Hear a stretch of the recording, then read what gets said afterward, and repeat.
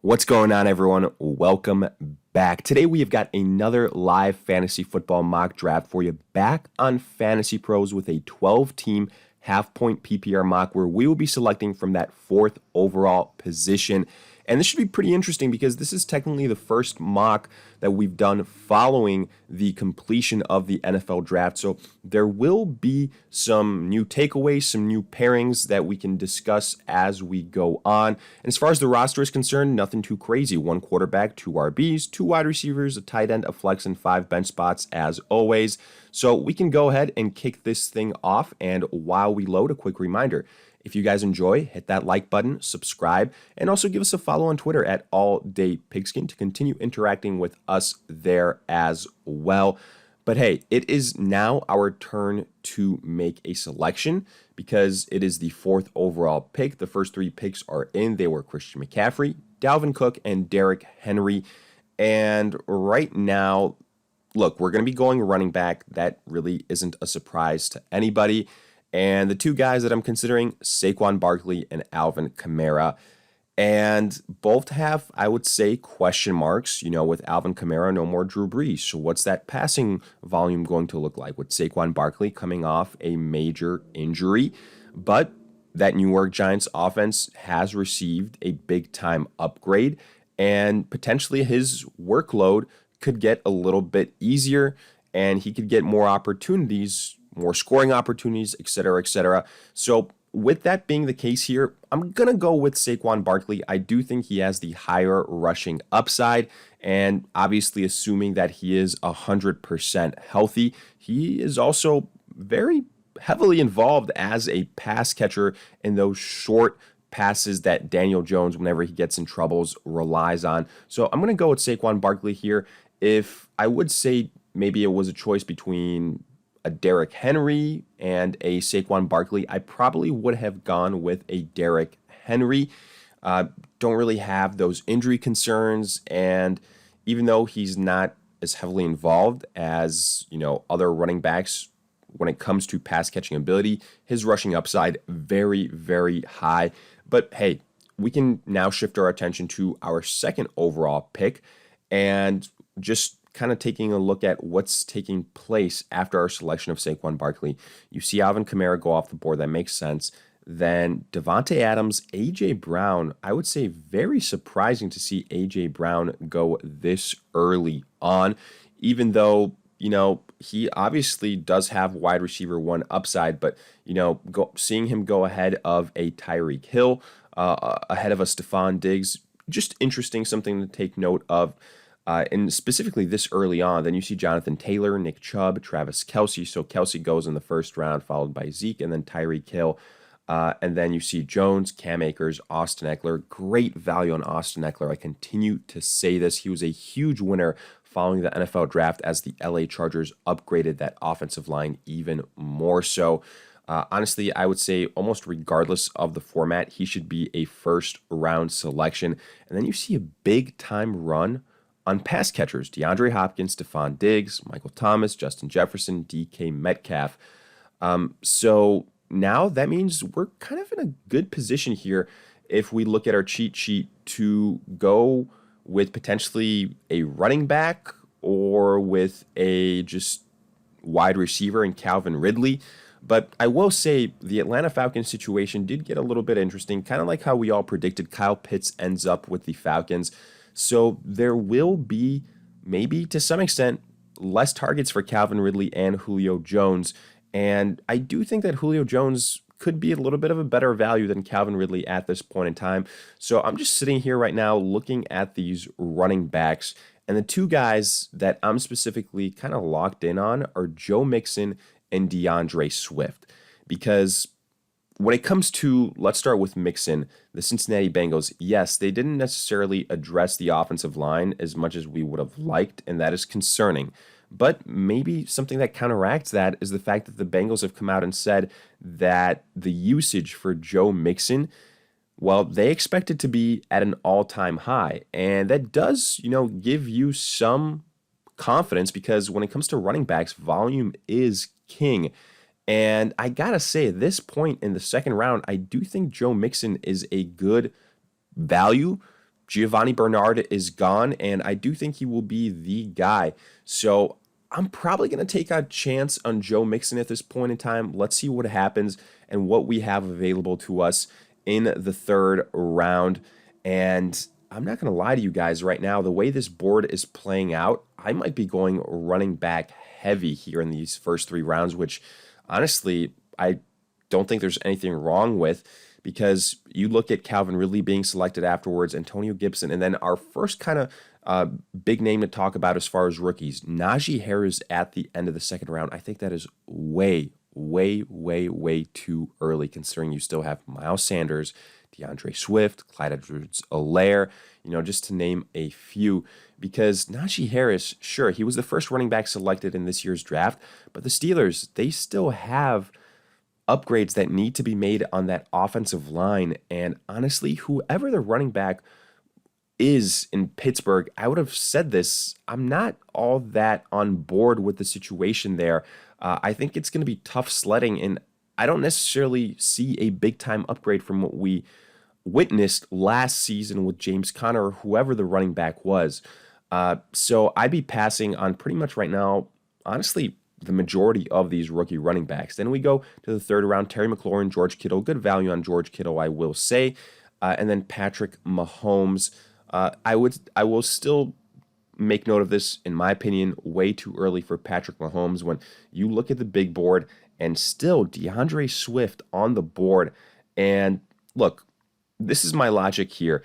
Maybe you think Joe Mixon is a bit of a risky pick, which I can 100% understand. And there are some other tempting options here if we went wide receiver with a Allen Robinson, with a Julio Jones that I mentioned before. But I continue to believe that the running back position is king. I don't know if someone like for example, Chris Carson that I really like will fall to us later. And I do think DeAndre Swift has a really high ceiling in terms of usage, in terms of volume again. So I'm probably going to go with him here. If it wasn't for Swift, I'd be looking at, again, I'd probably go Allen Robinson or Julio Jones. But I'm just going to load up on running backs. I'm going to go with DeAndre Swift here and see what happens afterwards and kind of see if we can salvage the situation and break down what happens in these next couple of rounds, because obviously we have gone running back heavy. But again, I don't think it's a bad thing when you consider the scarcity at that position. Afterwards, you see Miles Sanders, Darren Waller, Keenan Allen, J.K. Dobbins, Allen Robinson. Good value on Robinson, considering that Justin Fields is there now. Clyde Edwards-Helaire, Julio Jones. I love the value on Julio Jones. That is sensational value. That is the steal of the draft at this point in time. Then you see Mike Evans, Chris Godwin pretty much going one after the other. Then James Robinson. And right now, James Robinson is someone that did take a tumble after the NFL draft, considering that the Jaguars did select Travis Etienne in the first round. Yes, they're saying he's only going to be a 3-down bag, but do you really believe that, considering they just spent that high of capital on him? So I am a little bit concerned about that. It was a move that doesn't make sense at all, honestly, but hey, it is what it is. Then you see Amari Cooper, Chris Carson. Also, great value on Chris Carson, I will say, as well in the fourth round. You could have made the case selecting him an entire round earlier. Then you see Robert Woods, David Montgomery, Chase Edmonds, followed by DJ Moore. So now at this point in time, we kind of do have to go to wide receiver. And there's a couple guys that I'm considering here. I guess if you look at the pass catching category, there's Adam Thielen, who is at the top of my list. He will be one of our selections. And at this point in time, I'm kind of just hoping that TJ Hawkinson is available to us in that next round. Yes, I am, I guess, loading up on some Detroit Lions players, and that is bold, definitely. But I do believe truly that TJ Hawkinson will have a Darren Waller type of blow up this year. He is arguably the top receiving option on that offense. I think he is someone that's going to continue trending upwards and be kind of that safety blanket for Jared Goff. But right now, what we will do is simply take Adam Thielen. I love the value that we are getting on Thielen, and I think that right now, we're kind of getting him at a discount. And I did see one quick here, pick that I think we should mention. And after Adam Thielen at the end of the fourth round, you see Kyle Pitts go. The fact that Kyle Pitts is being drafted as the fourth tight end in redraft right now is absolutely crazy. I don't think that should be the case at all. And, again, prime example, TJ Hawkinson ahead of Kyle Pitts 10 out of 10 times. Yes, I know Pitts is being viewed as a generational talent at the tight end position. And, he isn't necessarily even a tight end. He's just a pass catcher. And he was a top 5 pick. But again, there's so many weapons in Atlanta. Calvin Ridley, Julio Jones, Kyle Pitts himself, Mike Davis, who just went in the 5th round, who, if we didn't go DeAndre Swift in the 3rd, I would have probably been targeting Mike Davis here in the 5th as a very good value piece. He is a good pass catcher as well. So my point being is that TJ Hawkinson, I believe, and even other tight ends, Mark Andrews, much, much better bets when it comes to the tight end position than a rookie, and Kyle Pitts. Yes, down the line, if we're talking dynasty, then I'd be willing to have the conversation. But as far as redraft purposes, I think it's a no-brainer. So right now, I'm going TJ Hawkinson here. I think when you look at the position at tight end, the value is very good. And I think it kind of sets me apart at that position, like I said. And he will return some very good investment there. But again, let's take a look at this draft, the way it's progressed. Afterwards, you see Josh Jacobs, Cooper Kupp, good value on Cooper Kupp, I will say, Kyler Murray, Mark Andrews, Higgins, Brendan Ayuk, Lamar Jackson, Myles Gaskin.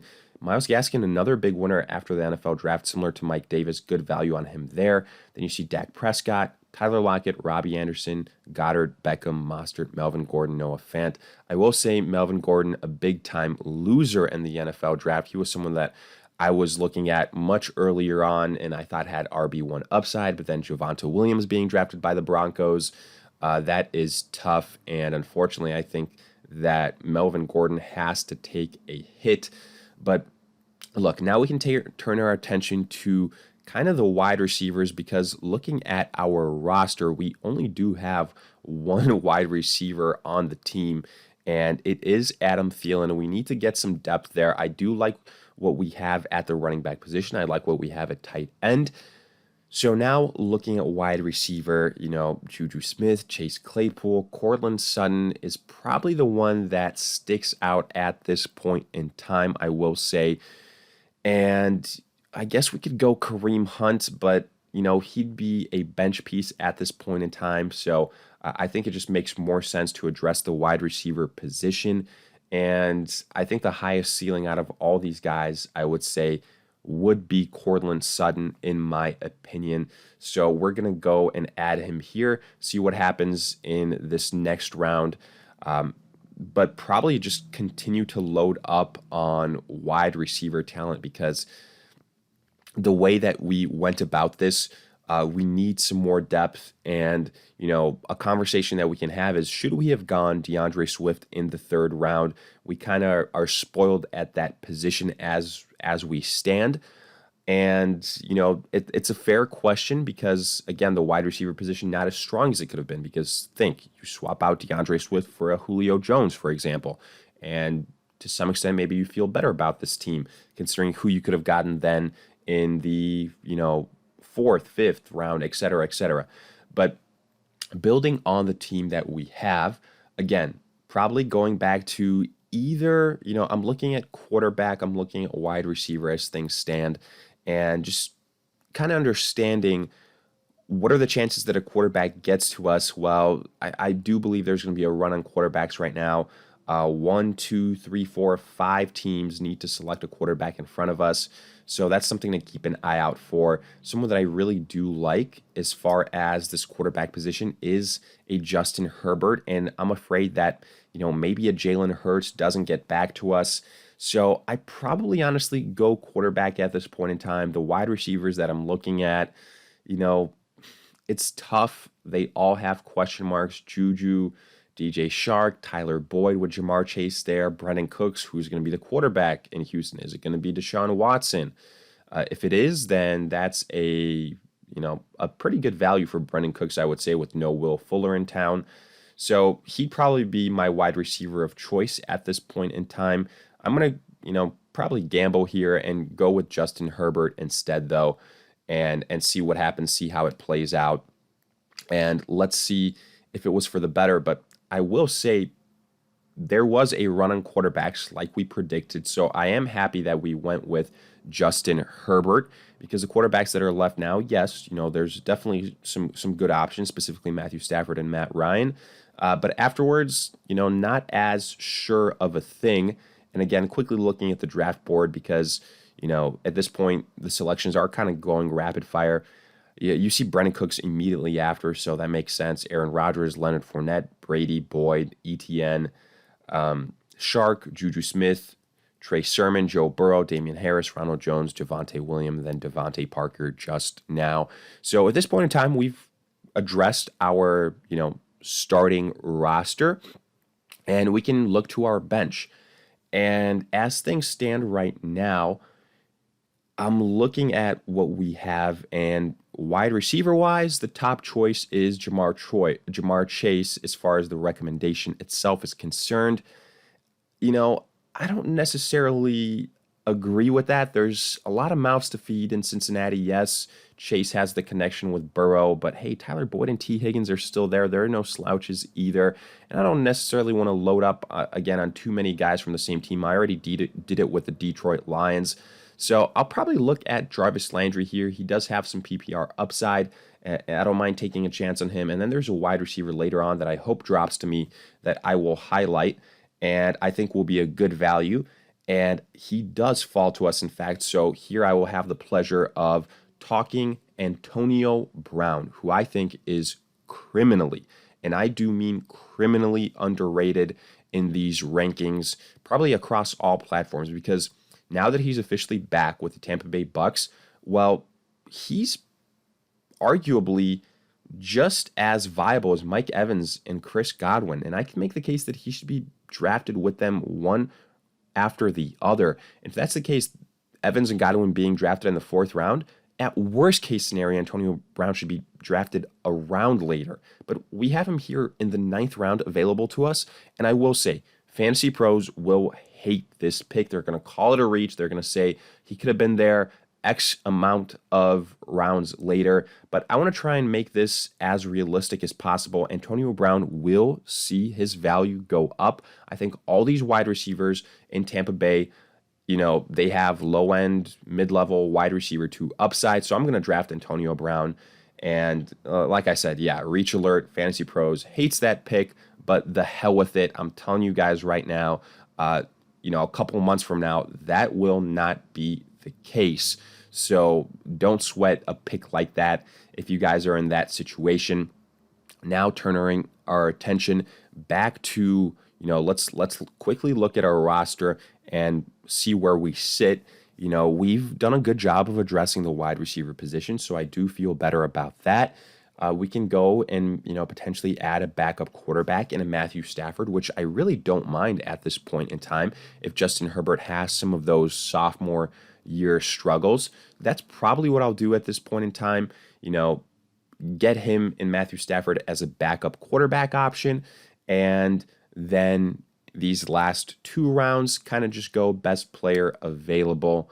And the guys that I'm considering at this point in time, looking at the running backs, I don't really love anyone at this point in time. James White, he does have full point PPR upside, but the Patriots did add a lot of pass catchers in free agency, so I'm kind of fading that situation. So that kind of means we're just left at the wide receiver position. And, I'm looking at this. Jamar Chase still on the board for the Cincinnati Bengals. I guess you could argue at this point in time it's a good value piece. We probably won't be playing him all that much, but I'm looking at Darnell Mooney here in that next tier, a little bit lower. And if something happens to Allen Robinson, I think Darnell Mooney has huge upside. I think he is no doubt the wide receiver 2 for the Chicago Bears. And again, with Justin Fields in town, I don't think that's a downgrade, for the Chicago offense. So to me, I think Mooney arguably makes a little bit more sense here. So I'm going to go and add him to our squad. So obviously we have gone wide receiver heavy with our, bench pieces here, but I don't mind that. I think it is a good approach. So let's make one last selection here and we will wrap this up and we will be able to give you guys a quick take on our roster. And again, I'm probably going to be going wide receiver here yet again because I'm looking at the running backs and I don't love the options here. Tight end, I feel really good about TJ Hawkinson, so I'm not really going to be looking to get a backup there. Someone that I like here as an upside pick is, might as well get one rookie at least, right? Rashad Bateman of the Baltimore Ravens. I think arguably he is the best wide receiver on the Baltimore Ravens day one. Marquise Brown just hasn't really been getting it done for the Ravens. Bateman, that big physical wide receiver, he was honestly my favorite wide receiver after Jamar Chase. And I love the situation he is in. I know that is a run-first team for the Baltimore Ravens, but I love the upside for Bateman at this point in time. Our last pick, that's what we're talking about. We're talking about upside. So for that reason, even though this isn't an ideal spot for fantasy and Bateman with the Baltimore Ravens, I'm going to go with Bateman here and kind of just shoot my shot with this last selection. So let's see the grade that we get here. So we get a C grade with our roster. We went, just kind of breaking it down. First, Saquon Barkley, then Joe Mixon, then DeAndre Swift in the first, second, and third rounds, respectively. So I will say at the running back position, I think we got tremendous value. And probably I still go this approach because you could argue that all of our running backs to some extent have question marks. So going running back early on, I do like that approach. Then wide receiver, that's probably where, the C grade comes into effect because Adam Thielen, Courtland Sutton, don't really have that elite guy, but I think we did a good job of getting depth with Jarvis Landry, Antonio Brown, Mooney, Bateman. And Bateman's probably a guy that, in an actual draft, I wouldn't take this early on, but I kind of just wanted to talk him a little bit, and for that reason, kind of selected him. I like our quarterback situation, Herbert, then Stafford, and I love TJ Hawkinson. He is someone that in a lot of leagues, I'll probably be targeting right around that 6th round range. So as far as the grade that I would give, I'd probably go a little bit higher, maybe a C+. I wouldn't go probably in the B range because I agree our wide receiver situation could be better starting wise. And, again, the conversation could be had. Should we have gone a wide receiver in the 3rd round? But hey, let me know what you guys think. Do you agree? Disagree? What are your thoughts on this? Let me hear it in the comments section. And again, if you guys enjoy, hit that like button, subscribe, and give us a follow on Twitter at AllDayPigskin to continue interacting with us there. But in the meantime, we'll see you guys in future videos.